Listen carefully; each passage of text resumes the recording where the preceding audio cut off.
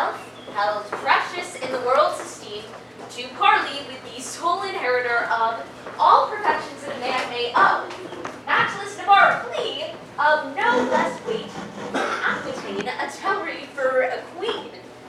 Be now as prodigal of all dear grace as nature was making graces dear when she did starve the general world besides and prodigally gave them all to you.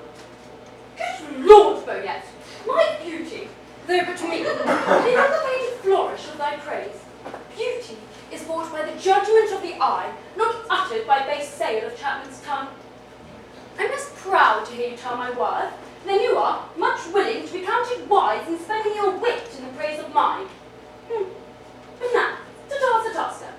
Good Boyette, you're not ignorant all telling fame. Doth nose abroad, Navarre hath made a vow, till painful study shall await 3 years, no woman may approach a silent corpse. Therefore, to receiveth a needful cause, before we enter his forbidden gates, to know his pleasure, and on that behalf, bold of your worthiness, we single you as our best moving fair solicitor. Tell him, the daughter of the King of France, on serious business, craving quick dispatch, importance personal conference with his grace. Haste signifies so much while we attend, like humble visaged suitors, his high grace. Proud of employment, willingly I go. All pride is winning pride, and yours is so. Who are the votaries, my loving ladies, that are foul fellows for this virtuous duke? Longueville is one. Ooh, know you the man? I know him, madam. At a marriage feast in Normandy saw I this Longueville. A man of sovereign parts he is esteemed, well fitted in arts, glorious in arms. Nothing becomes him ill that he would well. The only soil of his fair virtue's gloss, if virtue's gloss was stated that he soiled, is a sharp wit, matched with too blunted will, whose edge hath power to cut, whose will still wills, it should not despair that cometh his power. A merry mocking lord belike, isn't so? They say so most, that most his humours know. Such short wits do wither as they grow. Who are the rest? Another student at that time was there with him, if I have heard the truth. Baron, they call him. But a merrier man, within the limit of becoming mirth, I never spent an hour's talk with all. His eye begets occasion for his wit. For every object the one doth catch, the other turns to a mirth-moving jest, which his fair tongue, conceits expositor, delivered such apt and gracious words that aged ears play truant at his tales, and younger hearings are quite ravishing, so sweet and voluble is his discourse. Oh, God bless my ladies! Are they both in love, that everyone her own hath garnished with bedecking ornaments of praise? Ah, here comes Boyette. Now, what admittance, lady? Navarre had notice of your fair approach, and he and his competitors in oath were all addressed to meet you, gentle lady, before I came. Mary, this much have I learned. He rather means to lodge you in the field, but one that comes here to besiege his court, then seek a dispensation for his oath to let you enter his unpeopled house. Here comes Navarre.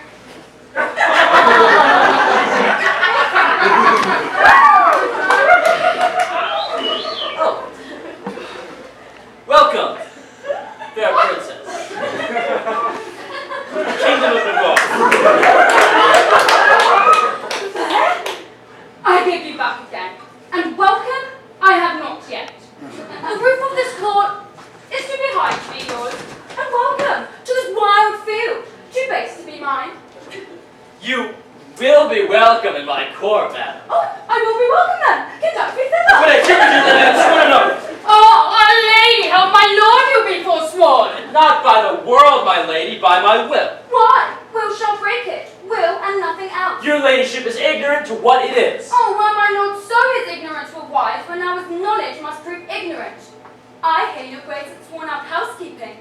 'Tis deadly sin to keep that oath, my lord, and sin to break it. Oh, but pardon me, I'm too sudden bold. To teach a teacher, ill beseemeth me. Vouchsafe, to read the purpose of my coming, and suddenly resolve me in my suit. Madam, I will, certainly I may. Oh, you will the sooner that I were away, for your true virgin to make you stay. Did not I dance with you in Brabant once? Did not I dance with you in Brabant once? Oh, I know you did. How needless solicitous then to ask the question. Oh, you must have been so wet. All of you that spur me with such questions. Oh, your wit's too hot, it speeds too fast, 'twill tire. Not so leaves the rider in the mire. What time of day? The average fool should ask. Now fair befall your mass, Fair fall the face it covers. and send you many lovers. Amen, so you be none. Nay then, I will be gone. Your father here doth intimate the payment of 100,000 crowns, being but half of the entire sum disbursed by my father in his wars. But see that neither he nor we hath received that sum, yet there remains unpaid 100,000 more, the surety of which is bound to us in Aquitaine, although not valued at the money's worth. Therefore, fair princess, should your father turn over but half that which is unpaid, we will yield up our right to Aquitaine and hold fair friendship with his majesty. Fair princess, were not your father's requests so far from yielding reason, you should hold fair reason against my breast and go well satisfied to France again.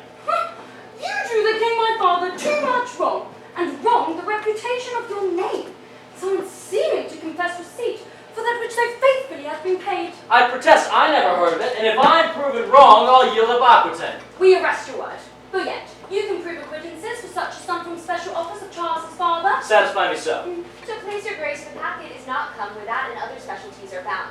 Tomorrow you shall have sight of it. It shall suffice, at which point all liberal reason I'll yield unto. Meantime, fair princess, receive such welcome at our hand as honor without breach of honor may make tender of thy true worthiness. You shall not come, fair princess, within our gates, but deem yourself so worthy as to find yourself lodged in our hearts, though not forever in our house. You shall not come, fair princess, within our gates. Your own good thoughts be with you, and farewell. Tomorrow we shall visit you again. Sweetheart, and fair desires consort your grace. That we wish you here, and in every place.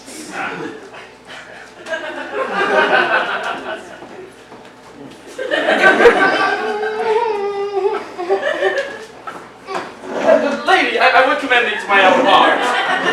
Pray you do my commendations. I would be glad to see it. I would you heard it groan. Is the fool sick? Sick at the heart. Oh, lack-a-letter blood. Would that do it good? My physic says I. Will you prick it with your eye? To no point, my knife. Now, God save thy life. And yours will long live it. Oh, I cannot stay. Thanksgiving!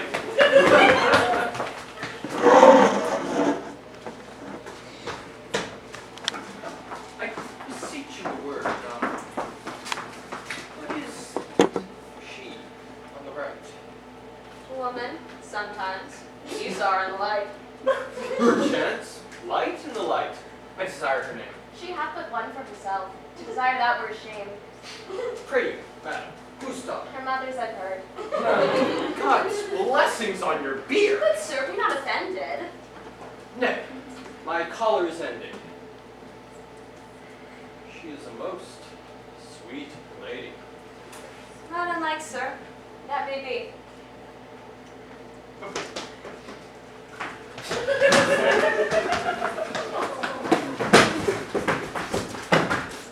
What is she in the cabin?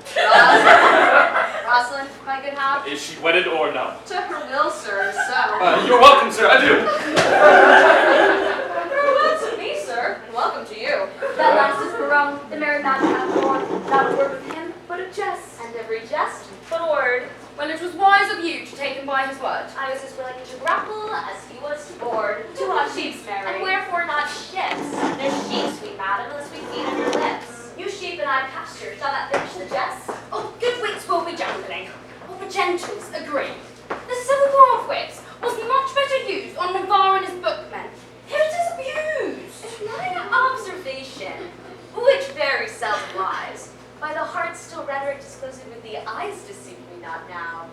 Navarre is infected. With what? With that which we lovers entitle affected. Your reason? Why all his behavior should make the retire to the court of his eye. He being thorough, desire his heart. Like an agate, with your printed breast, proud with his form and his eye pride expressed his tongue. All impatient to speak, and not seen did stumble, with haste in his eyesight to be. All senses to that sense did make their repair to feel only looking unfairest of fair. He thought all his senses were locked in his eye, as jewels in crystal, for some prince to buy, who, tendering their own worth from where they were glassed, did point you to buy them, long as you passed his faces unmargined, did quote such amazes that all eyes saw his eyes enchanted with gazes. I'll give you Aquitaine, and all that is his, and you give him, for my sake, but one loving kiss. Aye! Ladies, come to our pavilion.